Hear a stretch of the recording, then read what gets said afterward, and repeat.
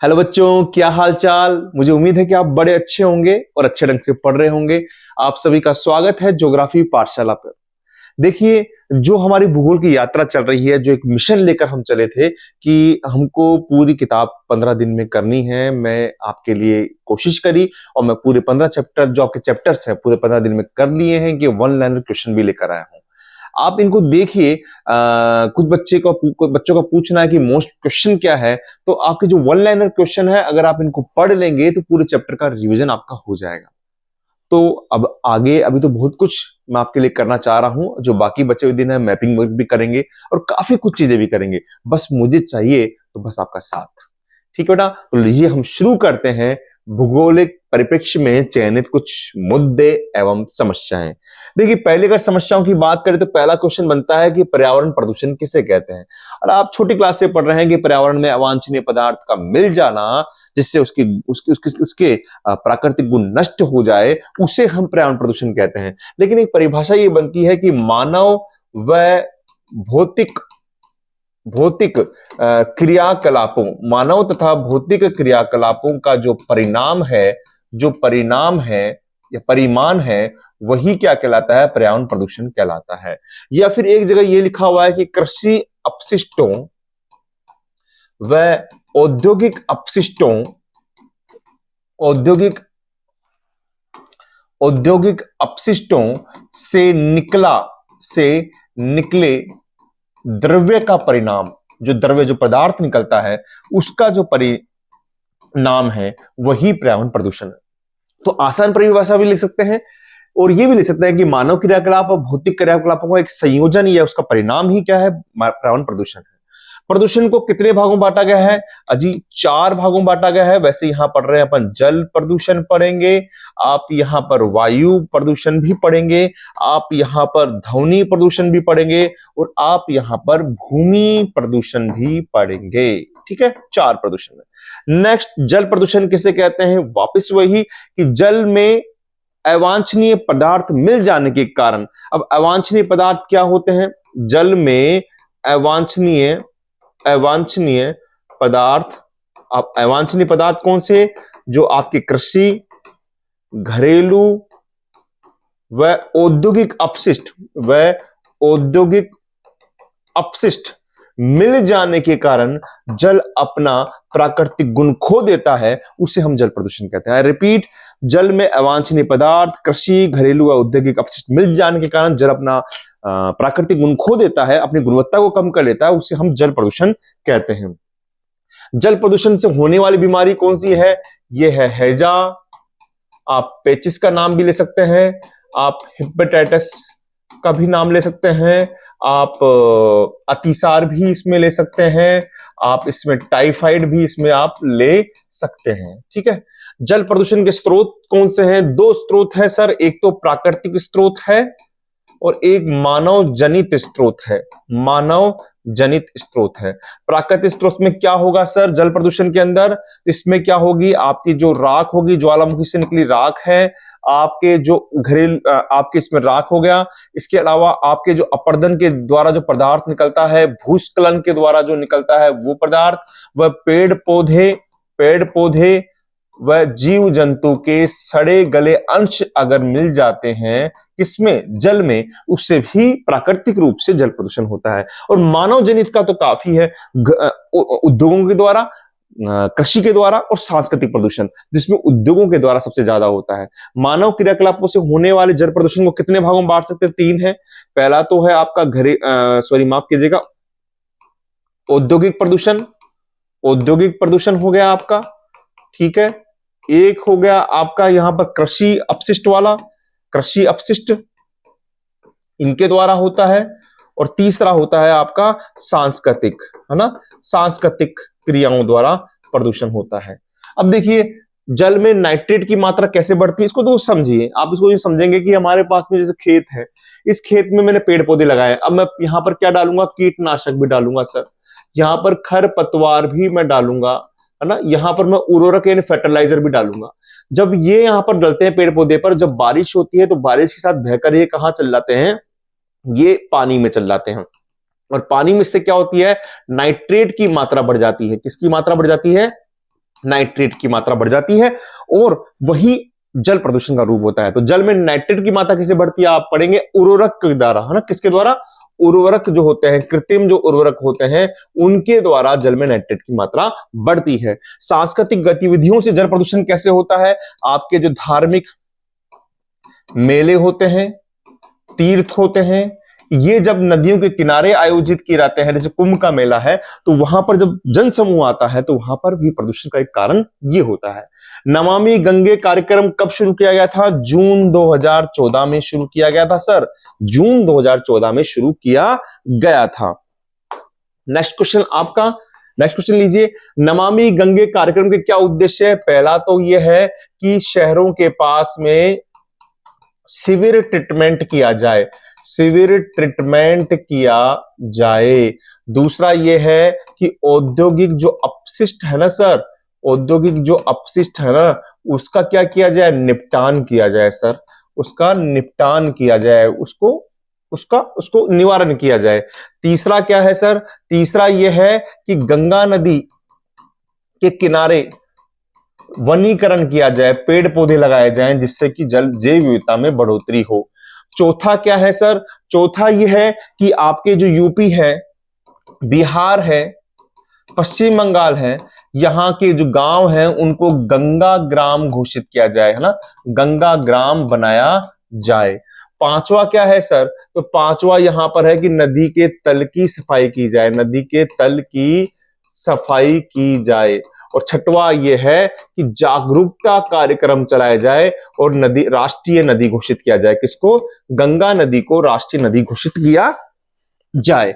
गंगा नदी का प्रदूषित प्रवाह क्षेत्र कौन सा है? गंगा नदी का एक तो है कानपुर प्रवाह, एक है आपका वाराणसी प्रवाह और तीसरा है फरक्का प्रवाह।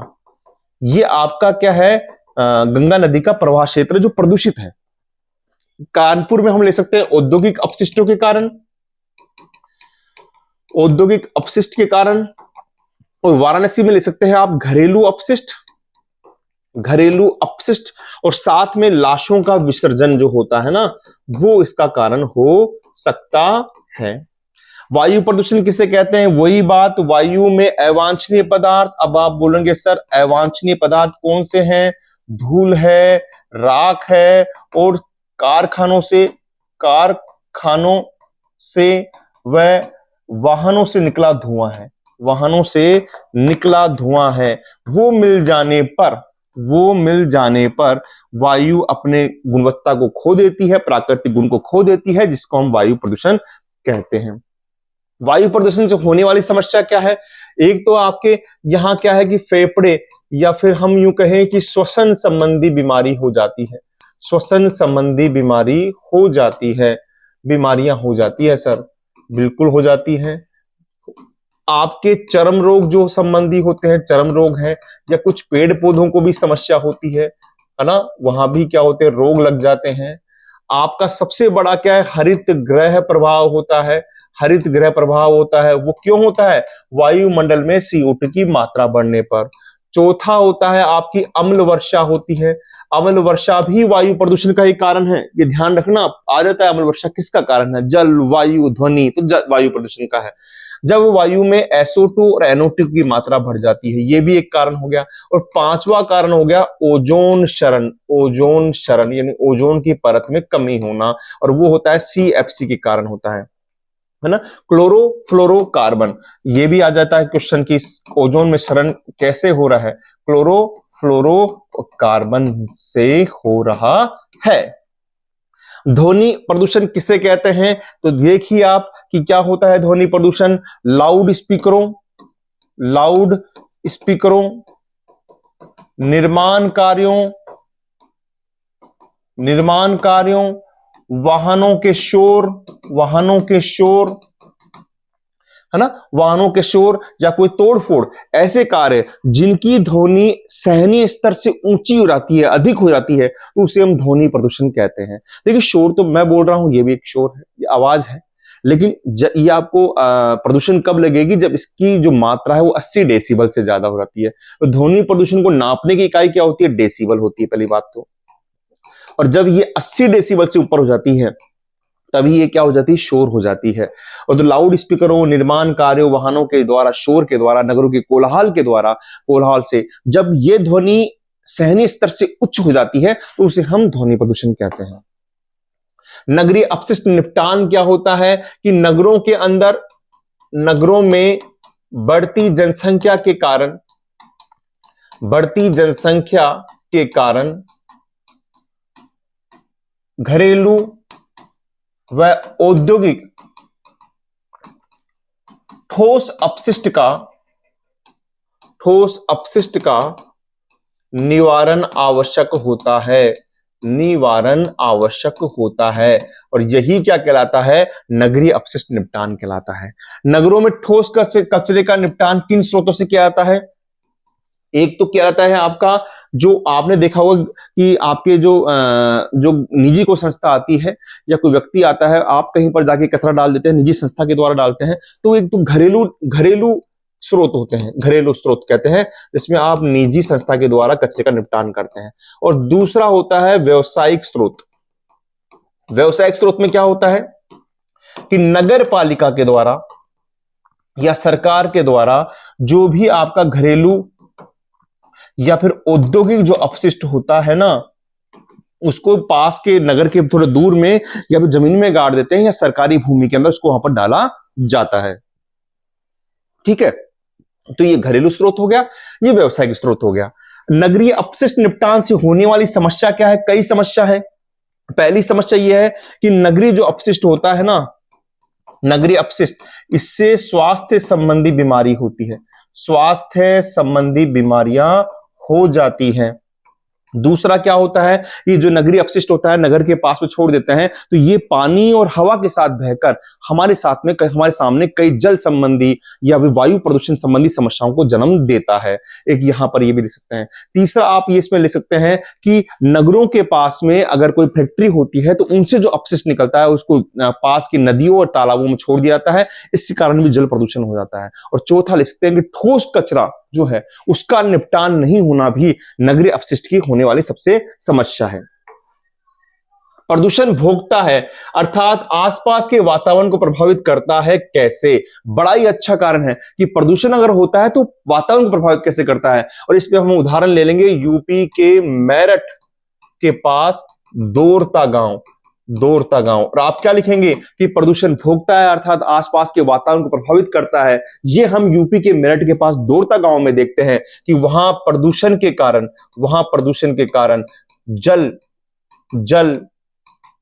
आपके जल में और आपकी भूमि का निम्नीकरण हुआ है, जिससे वहां पर गरीबी की समस्या तथा पारिस्थितिक संतुलन क्या हो गया है, बिगड़ गया है ना। तो यहां पर प्रदूषण तो हो गया है, लेकिन प्रदूषण के कारण क्या हो गया है, जल है, भूमि है, उसका निम्नीकरण हो गया है, उसके कारण गरीबी की समस्या आ रही है और वहां का जो पारिस्थितिक संतुलन है ना बेटा, वो क्या हो गया है, बिगड़ गया है। तो यही तो मतलब हुआ कि प्रदूषण तो हुआ लेकिन उससे आसपास का वातावरण प्रभावित हो गया, वहां की वायु, वहां का जल, वहां की भूमि, सबका निम्नीकरण हो गया। यूपी के मेरठ के पास दोराला गांव में पेयजल और पारिस्थितिकी के लिए क्या प्रयास किए जा रहे हैं? क्योंकि सर पेयजल के लिए तो क्या किया जा रहा है कि वहां पर एक तो पेयजल पाइपलाइन चलाई जा रही है, पाइपलाइन, अच्छा, एक पानी की टंकी भी है और एक तालाब की सफाई भी की जा रही है। पारिस्थितिकी के लिए क्या किया जा रहा है, वहां वन लगाए जा रहे हैं। और क्या किया जा रहा है सर, वन के साथ में वहां पर वाटर हार्वेस्टिंग के द्वारा भूमिगत जल के स्तर को बढ़ाया जा रहा है। नेक्स्ट क्वेश्चन क्या है, एशिया की सबसे बड़ी गंदी बस्ती कौन सी है? तो यह है धारावी बस्ती, जो कहां पर है भैया, महाराष्ट्र में है, आपके महाराष्ट्र में। वैसे वो मुंबई के अंदर आएगा, मुंबई में। धारावी गंदी बस्ती की विशेषता क्या है? धारावी गंदी बस्ती की विशेषता है, आप समझिए क्या होगी, ये देखिए आप यहां से देखिए, पहली विशेषता क्या है यहाँ की? पहली विशेषता यहां पर यह है कि यहां की सड़कें बहुत संकीर्ण हैं, जिसके कारण क्या है, यहां पर तिपहिया वाहन का प्रवेश मुश्किल है। ठीक है, एक यहां पर क्या है, एक चौड़ी सड़क है जिसको 90 फीट रोड भी कहते हैं, 90 फीट रोड भी कहते हैं, वो भी अब क्या हो गई, सकरी हो गई है। तीसरी चीज आप यहां पर लिख सकते हैं कि सकड़े हो गई, ये 90 फीट रोड हो गया। यहां पर जो मकान है ना, मकान वो भी कैसे हैं, बिल्कुल छोटे हैं, यानी एक कमरे के अंदर पूरा परिवार रहता है, पूरा परिवार रहता है। यहां की जो ये बस्ती होती है, ये लंदन के विक्टोरिया के औद्योगिक हिस्से से मिलती है। इस बस्ती की बनावट किसी होती है, लंदन में जो विक्टोरिया है वहां की औद्योगिक इकाइयों से इस बस्ती का रूप मिलता है, औद्योगिक इकाइयों से इस बस्ती का रूप मिलता है। पांचवी क्या है यहां पर, खुले कचरे के ढेर, आपकी प्रदूषित हवा, खुले कचरे के ढेर, प्रदूषित हवा, क्या नाम है, खुले में शौच, बड़े चूहे आदि यहां की क्या है, समस्याएं हैं, आदि यहां की क्या है, समस्याएं हैं। छठवां क्या है, अगर हम इसकी बात करें तो सेरेमिक जो बर्तन है अर्थव्यवस्था के अंदर, सेरेमिक बर्तन, चमड़े का कार्य, आभूषण, लकड़ी के आदि के खिलौने यहां की विशेषता है, यहां की विशेषता है। और सातवीं विशेषता यह है कि पूरी धारावी बस्ती किसमें बसी हुई है, सागर में बसी हुई है। और सागर में क्या है, यहां पर कचरे के ढेर के द्वारा इस भूमि को पाट दिया गया है, जिससे धारावी बस्ती का निर्माण होता है। और अगला आप ये लिख सकते हैं कि यहां पर जो लोग हैं वो अधिकतर क्या है, अनुसूचित जाति व गरीब मुसलमान है, जिनका काम क्या है, चमड़े का कार्य व उनका शोधन इनका काम है। ये धारावी बस्ती की विशेषताएं हैं। गंदी बस्तियों का निर्माण कैसे होता है, गंदी बस्तियों का निर्माण कब होता है कि जब ग्रामीण जनसंख्या नगरों की ओर प्रवास करती है, तो उन्हें वे लोग नगर के पास में या फिर पटरियों के पास में झुग्गी या गंदी अनियमित बस्तियों का निर्माण कर लेते हैं। यानी सबसे बड़ी समस्या गंदी बस्तियों का कारण कैसे बनती है, प्रवासी कारण बनती है। जब गांव से लोग यहाँ आते हैं ना बेटा, तो उनको जब काम नहीं मिलता है तो फिर वो कहां पर रहेंगे, उनके पास भी खाने की सुविधा नहीं है, तो वो क्या करते हैं कि जहां पर जमीन मिलती है, झुग्गी झोपड़ियां मिलती है, वहीं पर वो रहने लग जाते हैं। और वहीं पर ही आपको गंदी बस्तियों का निर्माण होता है। जैसे आप दिल्ली में देखेंगे तो रेल के किनारे वहां पर बस्तियों का निर्माण है। गंदी बस्तियों की समस्या क्या है, समस्या वही है बेटा, एक तो स्वास्थ्य संबंधी समस्या है, बहुत बड़ी समस्या है, स्वास्थ्य संबंधी समस्या है, शिक्षा संबंधी समस्या है, चारों ओर क्या है, गंदगी के ढेर हैं, खुले में शौच, ये एक समस्या वहां पर रहती है। दूसरी समस्या क्या है वहां पर, आपके ये तो हो ही गया, वहां के जब लोग होते हैं, जो प्रवासी लोग होते हैं ना, उनको जब रोजगार नहीं मिलता है ना बेटा, प्रवासी लोग को रोजगार नहीं मिलता है, तो वो क्या कर लेते हैं, असामाजिक गतिविधियों में लिप्त हो जाते हैं। जैसे आपकी शराब के अंदर, जुए के अंदर, है ना, नशाखोरी, इनमें लिप्त रहते हैं। क्वेश्चन आया हुआ था, गंदी बस्तियों के जो बच्चे होते हैं वो शिक्षा क्यों नहीं कर पाते हैं, क्योंकि उनकी आधारभूत सुविधाएं प्राप्त नहीं होती है, उनकी आधारभूत सुविधाएं ही पूर्ण नहीं हो पाती है। और जब आधारभूत सुविधाएं पूर्ण नहीं होगी तो वो शिक्षा की तरफ कैसे सोचेंगे। तो ये सब समस्या गंदी बस्तियों की एक समस्या है। देखिए, समस्या गंदी बस्ती की हो, चाहे आप इसको अपन औद्योगिक निपटान की बात करें, सब जगह आप कुछ चीजें समान लिख सकते हैं। जैसे वहां पर भी क्या होगा, धारावी बस्ती की बात आई तो वहां भी ये लिख सकते हैं कि स्वास्थ्य संबंधी समस्या है, खुले में शौच की समस्या है, शिक्षा की समस्या है ना, गंदगी के ढेर है, खुली हवा नहीं है। तो ये सब आप दोनों में लिख सकते हैं, कंफ्यूज नहीं होना है। भूमि निम्नीकरण किसे कहते हैं, बड़ा ही अच्छा क्वेश्चन है कि भूमि निम्नीकरण का मतलब क्या होता है। इसमें आप लिख सकते हैं कि जब किसी क्षेत्र में जनसंख्या का अधिक दबाव पड़ता है, अधिक दबाव पड़ता है तो भूमि का गहनतम उपयोग किया जाता है, भूमि का गहनतम उपयोग किया जाता है, जिससे भूमि का निम्नीकरण हो जाता है। और दूसरी बात क्या है भूमि निम्नीकरण होने का कारण, कि हमारे भारत में जो कृषि प्रणाली है ना, वो भी क्या है, थोड़ी विशिष्ट नहीं है, वो भी दूषित है। और दूसरा हमारी सिंचाई भी क्या है, अति सिंचाई है, हरित क्रांति के कारण। तो आप इसमें लिख सकते हैं कि जब जमीन पर यानी क्षेत्र पर जनसंख्या का अधिक दबाव होता है तो भूमि का गहनतम उपयोग किया जाता है, तथा हमारी दूषित कृषि प्रणाली व अति सिंचाई के कारण भी भूमि का निम्नीकरण हो जाता है, जिससे मृदा अपरदन, क्षारीयता, लवणता आदि समस्या उत्पन्न हो जाती है।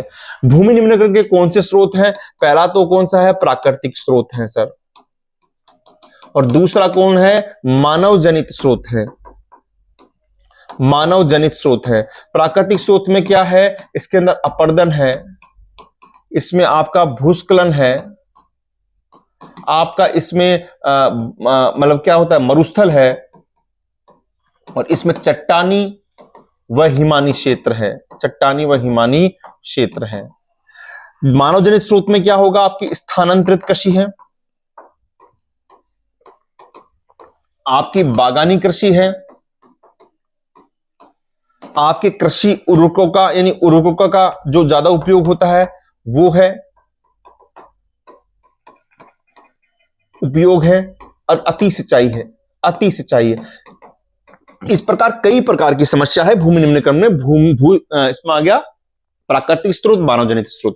देखिए यही समस्या इसमें है, यही आपके जल प्रदूषण में है, और यही मानव प्रदूषण में भी इन्हीं समस्या को हमने लिखा है। एमपी के झाबुआ जिले में कौन सी जनजाति निवास करती है? भील जनजाति करती है सर। झाबुआ में कौन सा जल समग्र विकास कार्यक्रम चलाया जा रहा है? ग्रामीण विकास मंत्रालय के द्वारा, ग्रामीण विकास मंत्रालय के द्वारा चलाया जा रहा है आपका राजीव गांधी मिशन, राजीव गांधी मिशन चलाया जा रहा है, जो एक जल संवर्धन कार्यक्रम है। झाबुआ जिले में चारागाह व पेड़ों की रक्षा के लिए कौन से कार्यक्रम चलाए जा रहे हैं? देखिए भैया, पहला तो किया जा रहा है कि आपको क्या लगाने हैं, एक सामाजिकरण करते हुए क्या लगाने, पेड़ लगाने हैं, और पेड़ लगाने के बाद क्या करनी है, उनकी रक्षा करनी है, ये बात की गई है। दूसरा कहा गया है कि चारागाहों में क्या लगानी है, घास लगानी है, और घास लगाने के बाद में उस घास की 2 वर्ष तक क्या करनी है, सामाजिक घेराबंदी करनी है, यानी उसकी रक्षा करनी है, सामाजिक घेराबंदी करनी है, ये बात कही गई। तीसरा यह है कि चारागाह जो है उसमें अनियंत्रित चराई पर क्या लगानी है, रोक लगानी है, क्या लगानी है, रोक लगानी है। तो ये सब कार्यक्रम किए गए जिससे कि जो पशु हैं उनको सतत क्या मिलता रहे, उनको घास मिलती रहे। गांवों से शहरों में प्रवास के क्या कारण है, ये प्रवास आप अच्छी तरह समझ चुके हैं क्यों है, क्योंकि शहरों में क्या मिलता है, वहां पर क्या मिलते हैं, रोजगार के अवसर, रोजगार के अवसर, उच्च शिक्षा व स्वास्थ्य सुविधा, उच्च शिक्षा व स्वास्थ्य सुविधाएं, है ना, रोजगार के अवसर आदि के कारण क्या होता है, गांवों से शहर की ओर प्रवास होता है। तो रोजगार के अवसर है, उच्च शिक्षा व स्वास्थ्य सुविधाएं हैं आदि के कारण गांवों से शहरों की ओर प्रवास होता है। और गांवों के अंदर एक कारण यह भी है कि वहां पर निम्न अवसर हैं, गांवों में एक निम्न अवसर है। तो एक तरीके से बात करें तो बेटा ये तो हो गया आपके अपकर्ष कारक हो गए, अपकर्ष कारक, और ये क्या हो गए, प्रतिकर्ष कारक। आप इसमें लिख सकते हैं रोजगार के अवसर लिख सकते हैं, उच्च शिक्षा सुविधा लिख सकते हैं, बेहतर जीवन स्तर लिख सकते हैं। इस कारण गांव के लोग शहरों में जाते हैं। छोटे नगरों से महानगरों प्रवास के ये कारण है कि छोटे नगरों में क्या होते हैं, छोटे नगरों में काम के कम अवसर के कारण, काम के कम अवसर के कारण गरीब लोग आजीविका के लिए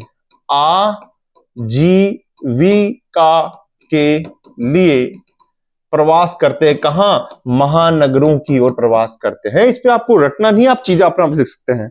2050 तक विश्व की कितनी जनसंख्या नगरों में निवास करेगी, 2/3 जनसंख्या नगरों में निवास करेगी। विश्व की 6 अरब जनसंख्या में कितनी जनसंख्या नगरों में निवास करती है, 47% जनसंख्या नगरों में निवास करती है 6 अरब में से। नगरीय जनसंख्या में वृद्धि के कारण क्या है? पहला कारण तो क्या है कि सर प्राकृतिक वृद्धि है, प्राकृतिक वृद्धि अपने आप बढ़ रही है जिसके कारण। दूसरा क्या कारण है? प्रवास है सर, प्रवास है। प्रवास कैसे? गांवों से लोग कहां आ रहे हैं? नगरों की ओर आ रहे हैं। और तीसरा कारण है कि आपकी नगरीय सीमा में, नगरीय जो आपका नगरी है उसकी सीमा में क्या हो रही है? वृद्धि हो रही है। यानी जो क्षेत्र नगर के पास का जो क्षेत्र था जहां लोग रहते थे, ग्रामीण इलाके रहते थे, वो भी जब नगर में आ जाएंगे तो वही जनसंख्या किसमें शामिल हो जाएगी? नगरों में शामिल हो जाएगी। तो 3 कारण है, प्राकृतिक वृद्धि दर, प्रवास और नगरीय सीमा की वृद्धि या उनका पुनः सीमांकन। निम्नलिखित में सर्वाधिक प्रदूषित नदी कौन सी है? यमुना नदी है। और ये बात हुई थी, ये दिल्ली में है, दिल्ली से इटावा, यूपी। निम्नलिखित में से कौन सा रोग जल के द्वारा होता है? नेत्र नहीं, श्वास वाला नहीं, अतिसार। बात की थी अतिसार के द्वारा। निम्नलिखित में से अम्ल वर्षा का एक कारण है, ये बताया था मैंने, इसका कारण है वायु प्रदूषण। वायु प्रदूषण अम्ल वर्षा का एक कारण है। कौन सी गैस ओजोन परत को नुकसान पहुंचाती है? CFC। ये होता है क्लोरोफ्लोरोकार्बन, क्लोरोफ्लोरोकार्बन, ये इसकी एक कारण है। हेपेटाइटिस बी का बीमारी का मुख्य कारण क्या है? ये भी क्या है? जल प्रदूषण है। क्या कारण है इसका? जल प्रदूषण। हेपेटाइटिस जो बीमारी है उसका मुख्य कारण क्या है? जल प्रदूषण है। निम्न में से भूमि निम्नीकरण का कारण नहीं है, भूमि निम्नीकरण का कारण नहीं है। मृदा अपरदन, लवणता बिल्कुल है, भूमि क्षारीयता ये भी है, उर्वरक नहीं है। उर्वरक के कारण क्या हो रहा था? आपको बताया था, इनके कारण जल प्रदूषण हो रहा था। आपके नाइट्रेट की जो मात्रा बढ़ रही थी ना, वो यहीं से बढ़ रही थी। ठीक है, आगे देखिए आप, धूम्र कोहरा किसे कहते हैं? धूम्र कोहरा किसे कहते हैं आप ये समझिए। अब इसमें क्या है कि औद्योगिक शहरों में या औद्योगिक नगरों में प्रदूषित हवा या फिर हम यूं कह सकते हैं जो तत्व होते हैं, गैसें होती है, प्रदूषित जो गैसें होती है वो क्या होती है? सामान्य कोहरे में मिल जाती है, सामान्य कोहरे में मिल जाती है, कोहरे में मिल जाती है, जिसे हम धूम्र कोहरा कहते हैं। क्या कहते हैं? धूम्र कोहरा कहते हैं। यानी औद्योगिक नगरों में जो प्रदूषित गैसें होती है ना, जैसे SO2 भी कह सकते हैं, CO2 भी कह सकते हैं, जो भी गैसें होती है वो सामान्य कोहरे में मिल जाती है, जिसे धूम्र कोहरा कहते हैं। और यही अम्ल वर्षा का कारण है। जल वाष्प में SO2 और NO2 की मात्रा बढ़ जाती है, NO2 की मात्रा बढ़ जाती है तो जल क्या हो जाता है? जल की प्रकृति क्या हो जाती है? अम्लीय हो जाती है। जल की प्रकृति अम्लीय हो जाती है, उसे ही हम क्या कहते हैं? अम्लीय वर्षा कहते हैं। उसे ही हम क्या कहते हैं? अम्लीय वर्षा कहते हैं। और उससे क्या होता है? जब वो नीचे आती है तो हमारे यहाँ पर चर्म रोग होता है। क्या होता है? चर्म रोग होता है। और भूमि भी क्या हो जाती है? ऊसर हो जाती है, यानी बंजर हो जाती है। तो ये अम्ल वर्षा है कि जब जल वाष्प में यानी जल में हमारे जब SO2 की, अब ये सभी भी क्या है? अब आप बोलेंगे सर ये अम्ल वर्षा है, तो ये तो उदाहरण आपके अपन यूं कहेंगे कि ये तो जल प्रदूषण का होना चाहिए। नहीं भैया, ये कारण किसका है? वायु प्रदूषण का है। क्योंकि जो जल वाष्प होती है ना, जो भाप, जो अपनी कोहरा होता है, उसमें SO2 और NO2 की मात्रा वो वायु प्रदूषण से मिलती है। इसलिए इसको वायु प्रदूषण का ही कारण मानते हैं। इसको ध्यान रखेगा, जिससे जल की प्रकृति क्या होती है? अम्लीय हो जाती है। तो ये आपका चैप्टर हो गया है। तो बेटा आपका ये पूरा चैप्टर हो गया है। आपके पूरे दोनों बुक के मैंने पूरे चैप्टर करा दिए हैं, आपके सब चैप्टर्स के वन शॉट्स कराए हैं, और साथ ही में आपके लिए कराए हैं वन लाइनर। और आप, मैं आपसे एक बात बताना चाहूंगा कि आप वन लाइनर के जो क्वेश्चन करेंगे तो आपने देखा होगा कि मैं पूरे चैप्टर्स का एक बार रिविजन इन क्वेश्चंस के द्वारा करवा रहा हूं। मैं आपको बता सकता हूं, मुझे विश्वास है कि यहां से जितने भी छोटे क्वेश्चन बनेंगे, यहां तक कि बड़े क्वेश्चन भी होंगे, वो भी इसी में से आएंगे। 1 नंबर, 2 नंबर, 3 नंबर, 4 नंबर के भी क्वेश्चन आपके यहां से ही बनेंगे वन लाइनर में से। तो आप प्लीज इसको देखिए, इसका फायदा उठाएं। जो मेहनत आपने और हमने की है, मैंने की है, वो अगर आप इसको देखेंगे तो ही वो उसका एक बेहतर उपयोग होगा और मुझे भी खुशी होगी। अब मैं मिलता हूं आपसे नेक्स्ट आपसे एक श्रृंखला के अंदर, जहां मैपिंग वर्क होगा और हमारे पास जो अंतर वाले क्वेश्चन है, लघुत्रात्मक है, उन क्वेश्चंस को मैं आपके लिए जो महत्वपूर्ण है वो आपके लिए लेकर आऊंगा। आप यूं ही पढ़ते रहिए, यूं ही आगे बढ़ते रहिए। गुड नाइट बेटा, थैंक यू।